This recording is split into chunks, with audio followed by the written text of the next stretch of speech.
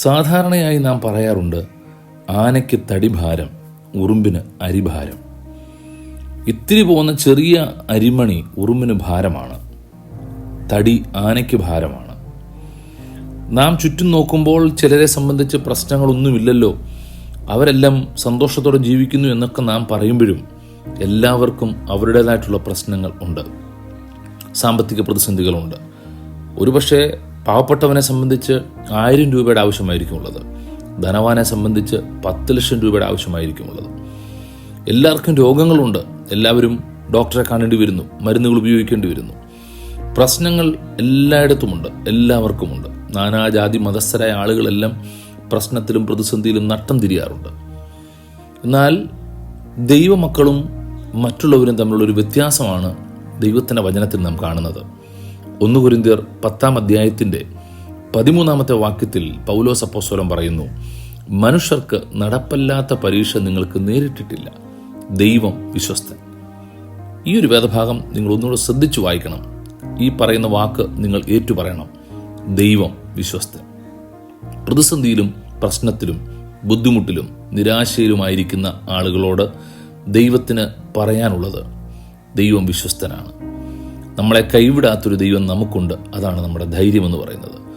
പൗലോസ് അപ്പോസ്തലൻ പറയുന്ന ഒരു പ്രധാനപ്പെട്ട കാര്യം, പരീക്ഷകൾ വരുമ്പോൾ തന്നെ അതിനോടൊപ്പം നമുക്ക് പോക്കുവഴിയും കർത്താവ് ഉണ്ടാക്കുന്നു. പ്രശ്നങ്ങൾ വരുമ്പം, പ്രതിസന്ധി വരുമ്പോൾ അതിനോടുകൂടെ നീക്കുപോക്കുകളും ദൈവം നൽകുന്നു.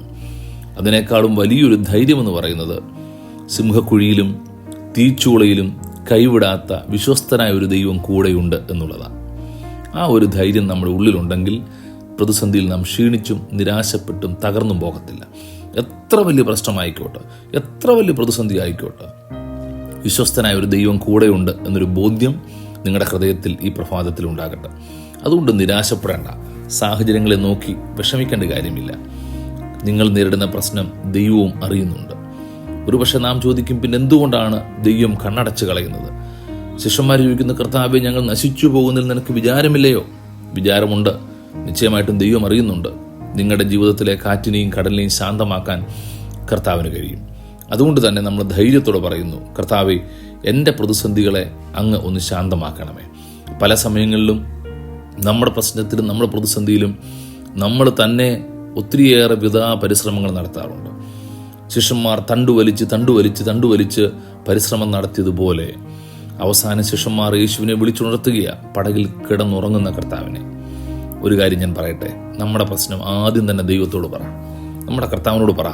അവനാണ് അമരത്തുള്ളത്, അവനാണ് കാറ്റിനെയും കടലിനെയും ശാന്തമാക്കുന്നത്, അവനാണ് നമ്മുടെ പ്രതിസന്ധിയെ മാറ്റുന്നത്. അതുകൊണ്ട് തന്നെ ഏത് പ്രശ്നമാണെങ്കിലും കർത്താവിനോട് തുറന്നു പറ. കർത്താവിന് അസാധ്യമായിട്ടൊന്നുമില്ല. അതുകൊണ്ട് തന്നെ നമ്മൾ പറയുന്ന, കർത്താവേ, എൻ്റെ പ്രശ്നങ്ങൾ നിന്റെ കരങ്ങളിലേക്ക് ഏൽപ്പിക്കുക, എൻ്റെ ഭാരം അങ്ങയുടെ കരങ്ങളിലേക്ക് ഏൽപ്പിക്കുക. അങ്ങാണ് എന്നെ മുൻപോട്ട് നയിക്കേണ്ടത്. ഈ പ്രഭാതത്തിൽ നിങ്ങളുടെ ഭാരം എത്ര വലുതായിക്കോട്ടെ, പ്രതിസന്ധി എത്ര വലുതായിക്കോട്ടെ, രോഗം എത്ര വലുതായിക്കോട്ടെ, ഇതിൻ്റെ മധ്യത്തിലും വിശ്വസ്തനായ ഒരു ദൈവം നിങ്ങളോടൊപ്പമുണ്ട്. അതെ, ഒരു വാക്ക് പറഞ്ഞാട്ടെ, എൻ്റെ യേശു വിശ്വസ്തന, എൻ്റെ ദൈവം വിശ്വസ്തന, അവൻ എന്നെ കൈവിടത്തില്ല. സ്നേഹിത, കർത്താവ് നിങ്ങളെ കൈവിടത്തില്ല, അവൻ നിങ്ങളുടെ കരം പിടിക്കും. കർത്താവെ, ഞങ്ങളുടെ പ്രിയ സ്നേഹിതൻ്റെ കരം പിടിക്കണമേ, ഞങ്ങളുടെ സഹോദരിയുടെ കരം പിടിക്കണമേ. വിശ്വസ്തനായ അങ്ങ് അവരുടെ കൂടെ ഇരിക്കണമേ, അവരെ ധൈര്യപ്പെടുത്തണം. യേശുവിൻ്റെ നാമത്തിൽ തന്നെ. ആമേൻ. God bless you.